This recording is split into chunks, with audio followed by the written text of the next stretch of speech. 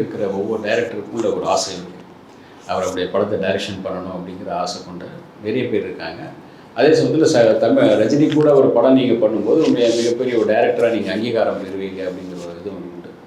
அந்த வகையில் கூலி லோகேஷ் கனகராஜுக்கு இது ஒரு மிகப்பெரிய ஒரு காஸ்டிங் உள்ள படம் இது. அதுவும் மிகப்பெரிய பேனர், மிகப்பெரிய ஹீரோ.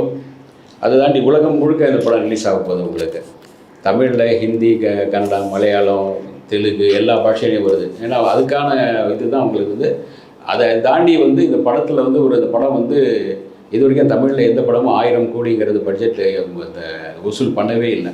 அதை முறியடிக்கணும் அதாவது அந்த சாதனையை தொடணும் அப்படிங்கிறத ரஜினிக்கும் அந்த ஆசை உண்டு. அந்த பேனர் பேனர்காரங்களும் அவங்களுக்கு அதை தாண்டி ரஜினி சாருக்கு தான் அந்த ஆசை பெருசாக உண்டு. ஏன்னா நமக்கு முன்னாடி இருக்கிற அந்த அணில் குஞ்சுங்க இவங்கெல்லாம் பார்த்தா ஒரு 1000 கோடி 5000 கோடி சும்மா கதையெல்லாம் பண்ணிகிட்டு இருக்காங்க. 500 கோடி போயிட்டோம், 600 கோடி போயிட்டோம் அப்படின்னு கதை பண்ணுறாங்க. அவங்க முன்னாடி நிஜமாகவே ஜெயிச்சு காட்டணும் அப்படிங்கிற ஒரு எய்ம் இருக்கு இல்லையா? அதை அவர் சிங்கமாக தான் இருக்கார். இன்னமும் சூப்பர் ஸ்டாராக தான் இருக்கார். யூத்து நிறைய பேர் வந்தாலும் கூட அவருக்கான அந்த நாற்காலி இன்னும் ஒதுக்கப்படலை. அந்த நாற்காலி எப்படி தான் இருக்குது.